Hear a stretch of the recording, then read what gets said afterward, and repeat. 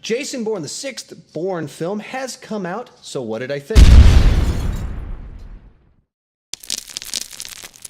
So some of you are thinking that I got my count wrong because there's only 5 Bourne movies, the 4 with Matt Damon and then the 1 with Jeremy Renner. However, back in the 80s, there was a Bourne movie that was a TV miniseries, so technically there are 6. With that, Jason Bourne is the 6th Jason Bourne film, 5th in this continuity, and it involves once again that the CIA is out to get Jason Bourne because new things have been revealed, so he's back trying to stop the CIA. There's another big bad CIA guy. There's another woman trying to help him in the mix. There's a little bit more of everything you've come to expect from these movies, and that's really the good thing and the bad thing about it. If you made your checklist of your Jason Bourne movies, what do you want? Do you have Matt Damon's Jason Bourne? Check, you got it. Do you have new revelations about his past? Check, you got it. Do you have an evil CIA guy that is up at the top who's corrupt, but he thinks he's doing it for the right reasons? Check, you have got it. Going down the list, do you have a hand-to-hand fight scene? Check, you got it. Do you have a cool car chase? Check, you got it. Do you have a scene where there's a person with information that Matt Damon needs to talk to, but people are chasing the person that he needs to get the information from, so he needs to find a way to isolate that person, be able to talk to the person before other people get to him?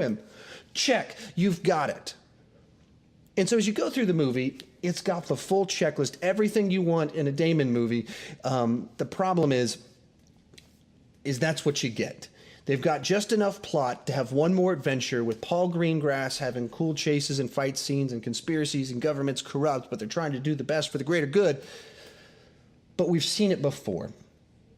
And so you can take that for what you will. If you're going to this movie and you want to see more cool Matt Damon action, you're going to see it. The team for this is just as good as they've ever been. The cast, the acting, just as good as it's ever been. Some of the stuff is better. The finale for this one is probably the best climax of any of these movies, where just the tension keeps building. The action is great, and it has some more spectacle to it than some of the other ones.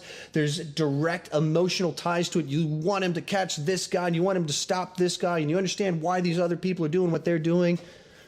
But it's kind of more of the same. And my biggest problem kind of with the Bourne movie since the first one is that it feels a little bit like the universe is very small.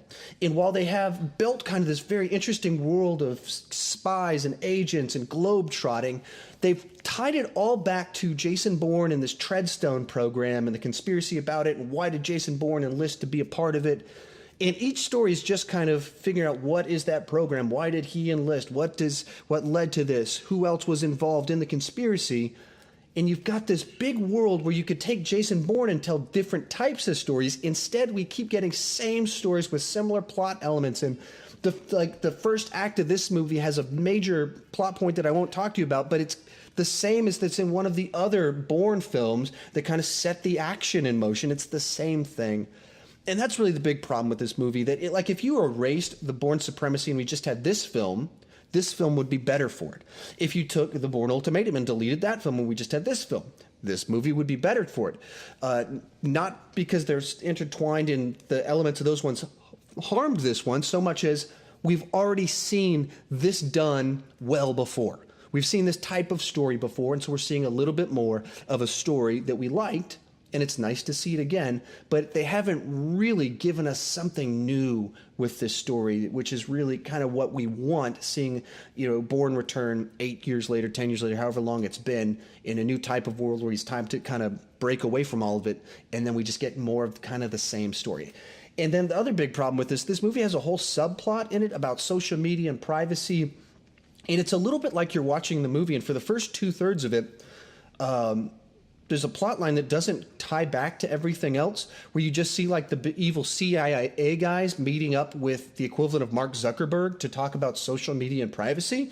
And you're watching it going, what? This doesn't have anything to do with the plot. And towards the end, you see how it ties in a little bit. But it seems like they put it in the movie, 1, to be able to talk about social media and privacy in the government, and 2, in order to be able to have a plot device that moves the characters from city to city to city.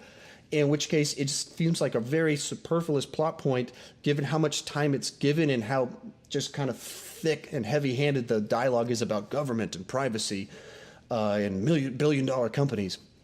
So all that, it sounds like I'm really attacking this movie and saying it's bad, but it's not. It's a good movie. I would recommend you see it. If you like the franchise, you'll enjoy this movie. I don't mean to trash it. It's just more of the same. And so if I was rating this movie and it was called, Larry Takes on the CIA, I would criticize it for its dumb name. And then I would say, well, it's a pretty cool, very well directed action movie with great action in it, great chases in it, acted very well. And so it would seem like I'm rating it really high. And whereas right now it seems like I'm really knocking it a lot. But it's really just because it is another Bourne movie, and it's a lot more of what we've seen before, unfortunately. Overall, I'm going to give it a 7 out of 10. It is a very enjoyable film. It's just in this franchise, it feels like we're seeing a lot of the same stuff over and over again. And if they continue the series, hopefully they will tell a different story that's not, now we've discovered that your cousin was also one of these spies and that he knows the secret and he was the one.